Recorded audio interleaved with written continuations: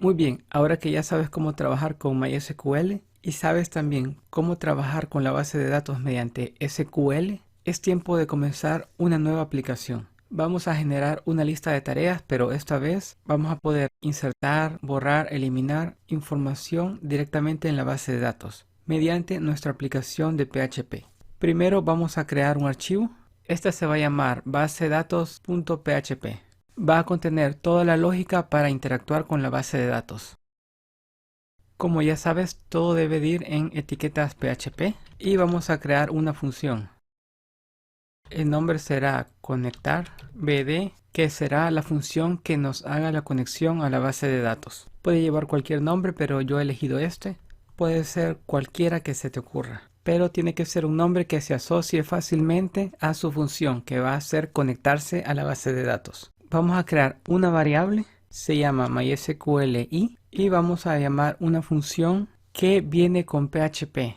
Esa función es MySQLi y recibe una serie de parámetros. Primero, la dirección IP de donde está nuestra base de datos. Como está de forma local, vamos a poner 127.0.0.1. Si estuviéramos trabajando en un servidor, esta tendría que ser la dirección IP del servidor en donde está tu base de datos. Luego se coloca el usuario de la base de datos, que en este caso es root, y la clave, en este caso está vacía, como lo vimos anteriormente. Y ahora la base de datos a la que nos vamos a conectar, que para nuestro caso es tareas. Luego vamos a realizar la conexión. Vamos a utilizar la variable que ya generamos y vamos a preguntar si por alguna razón la conexión no pudo realizarse, quizás porque está abajo el servidor. En este caso vamos a utilizar el comando die de PHP, que lo que va a hacer es abortar totalmente el programa y mostrar un error.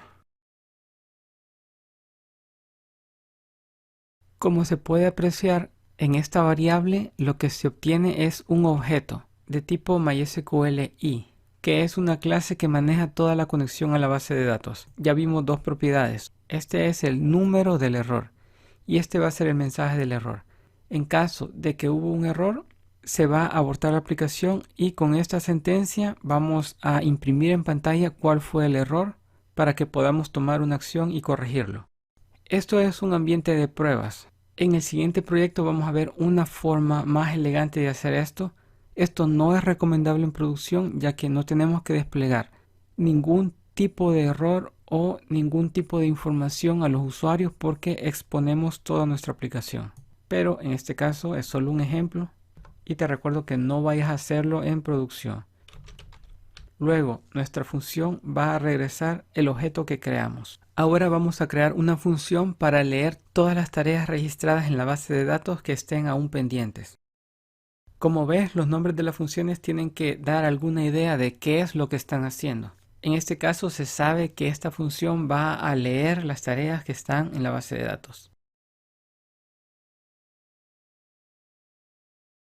Ahora vamos a utilizar la función que declaramos aquí arriba y vamos a obtener una conexión a la base de datos. Lo hago de esta forma porque si por algún motivo cambiamos el password o la clave de la base de datos, solo lo vamos a hacer en esta línea y no en cada ocasión que nos intentemos conectar a la base de datos.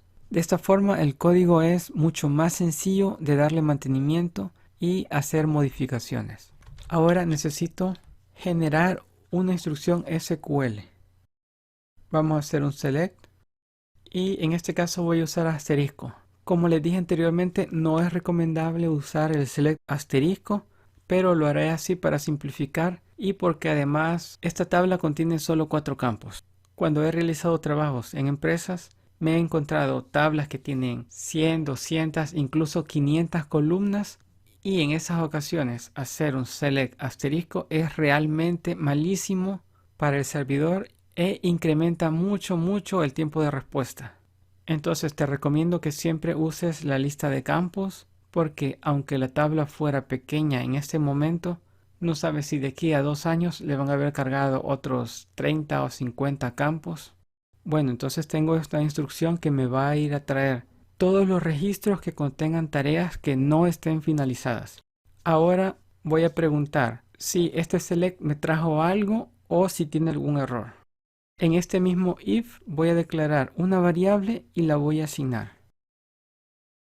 con la instrucción query puedo ejecutar un SQL y va a recibir como parámetro una cadena de texto con la instrucción SQL, que es la que he armado aquí arriba.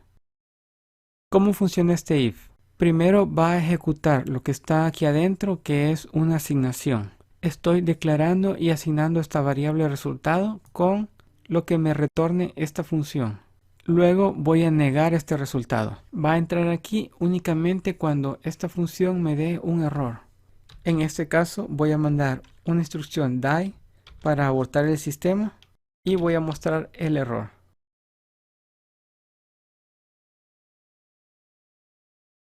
Si no, voy a retornar el resultado que lo guardé en esta variable. Muy bien, ahora voy a agregar un archivo index.php. Voy a incluir la librería que creé y voy a agregar una plantilla HTML. Voy a utilizar esta plantilla, la segunda, porque voy a utilizar Bootstrap en esta aplicación. Y ahora voy a agregar un título H1. Ahora un poco de código PHP para leer y mostrar las tareas de la base de datos. Declaro una variable y aquí voy a llamar la función que creé leer tareas. Ahora voy a utilizar un ciclo while para recorrer todas las tareas que me retorne la función. El resultado de la función leer tareas es también un objeto y tiene una propiedad que se llama fetchAssoc, que me regresa un array asociativo. Vamos a recuperar la fecha y vamos a utilizar una función de PHP llamada datetime para crear un objeto de fecha. Lo vamos a hacer así para poder darle luego un formato que no sea año, mes y día, como lo vimos que maneja MySQL. Aquí voy a cambiar tareas por tarea, porque va a ser una tarea individual. Lo que está haciendo aquí es que cada vez que se ejecute el ciclo while, me va a regresar en esta variable una tarea a la vez, hasta que haya completado con todas las que se encuentren. Entonces, ahora voy a utilizar esta variable tarea que acabo de explicar, y en el array asociativo me regresa también el nombre de la columna, que yo sé que se llama vencimiento. Ahora voy a hacer un hecho para imprimir un poco de código HTML.